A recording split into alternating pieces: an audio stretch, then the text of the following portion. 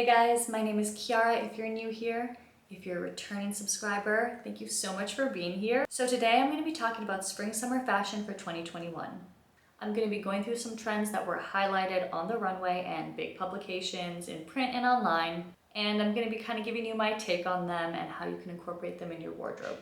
Alright, so let's dive straight into these trends. The first one that I think is very standout is called midriff floss or stomach floss. So for this trend, we're noticing a lot of crisscrossing or wraparound details. It seems to stem from either like the bra top or maybe the skirt or pant, and it wraps around the midriff stomach area. I think it's a really fun, edgy take on the two-piece look that's been pretty popular this past year. Personally, I think it's a cool look for an editorial or if you're going somewhere where you don't need to sit down. My issue with this look is that it's going to be really hard to have like a big lunch or dinner wearing it. I feel like probabilities of looking like a sausage hanging in a butcher shop is likely high. But like I said, I love that it's edgy, it's fun. I think it looks really cool in swimwear, and I think that's a really appropriate place to wear it, more of like a swimwear vacation type of look or in a situation where you don't have to sit down or eat. Okay, next are cutouts. We're really seeing cutouts used everywhere, from tops to dresses and pants. 5 years from now, we'll be able to tell like, oh, that was from that cutout phase in 2020, 2021. I would say if you want more longevity in your pieces or in your newer pieces that you're purchasing with these trends, to go for the more conservative or safe options. Personally, for the cutout trend, I'm loving the low back dresses that then show a little bit of the sides. I think those are going to translate well over the next few years. I think swimsuits lend themselves really nicely to the cutout trend, and they'll have more longevity in your wardrobe. All right, keeping on the midriff bearing trends, bralettes are also making a huge comeback.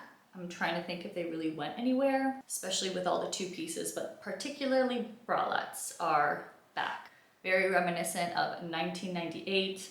A lot of these trends are actually reminding me of late 90s. So designers were showing bralettes in a variety of styles, from very feminine and frilly to minimalist. I'm really loving the bralette trend paired with a layer or cardigan on top. I'm actually wearing something very similar right now, it's like a tube top set with a cardigan, and I think that that is a really practical way to incorporate this trend in your wardrobe. Also wearing the bralette as a set with a high-waisted skirt or pant, I think that's a great way to incorporate the bralette trend in your wardrobe. I think we're all quite familiar with the news coming in from Gen Z that skinny jeans are totally out, which takes me to wide leg pants. So the wide pant trend can either go very edgy with like a really nicely tailored trouser that's like slightly oversized, or way more street style with these oversized baggy jeans that we're seeing. So I think a good way to incorporate this look into your wardrobe is to not do the over exaggerated editorial pant that you might be seeing a lot of in magazines or online,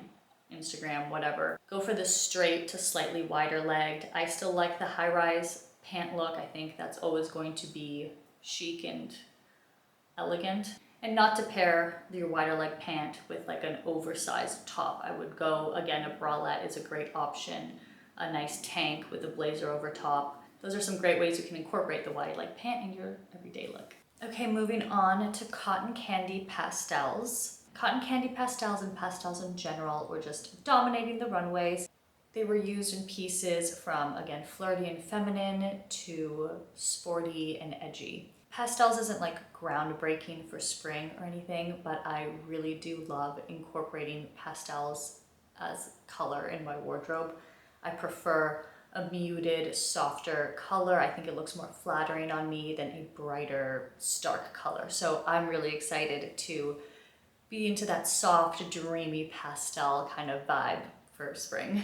Another huge runway trend from like Chanel to Dolce & Gabbana to Ports 1961 and Gabriella Hearst was the black and white monochrome, kind of geometric black and white monochrome look. There was like a lot of patchwork or intricate patterns using stark black and white. I think this look is very bold and actually really easy to pull off if you have black and white in your closet. The really striking, bold patterns are maybe a little too loud for me. And that's, I think, what lends itself to a more edgier direction. I'm really liking some of the dresses that use the black and white a little bit more subtly and a little bit more complementary. I'm always gonna love a corset look because I grew up in ballet, and a corset and a bodice was just part of our costume, part of like the princess, tutu look. So I'm always gonna love that look. I'm always gonna love to see boning and that kind of structure. I think it's really pretty, and I love seeing it paired with some of the oversized jeans right now. These are not the corsets of like the past centuries. These are obviously minimal, easy to wear, soft. I would wear a corset, for example, instead of a tank top, or pair it with a skirt, or like find the corset detail in a really nice dress. All right, guys, that wraps up today's video. I hope it was helpful. Let me know your favorite trends in the comment section below. Be sure to subscribe to my channel for more videos, and let me know what kind of videos you want to see next. And you can always find me on Instagram for daily content.